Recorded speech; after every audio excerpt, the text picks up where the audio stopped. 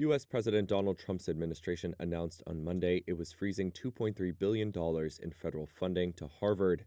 The move came hours after the university rejected numerous demands from the Department of Education, which Harvard President Alan Garber wrote in a letter would allow the federal government to, quote, control the Harvard community and threaten the school's values.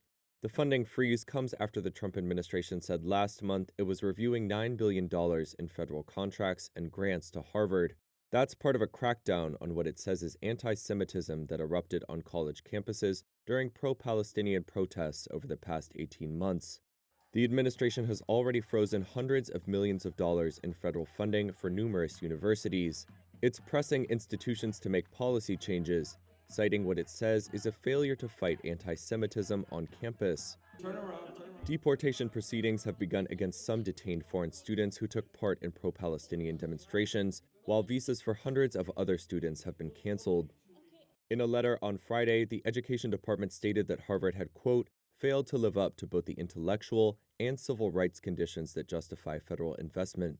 Harvard agreed in January to provide additional protections for Jewish students.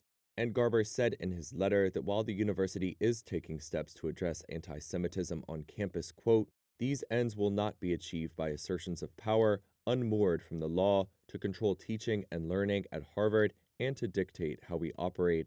To ease any funding crunch created by a cutoff in federal funding, Harvard is working to borrow $750 million from Wall Street.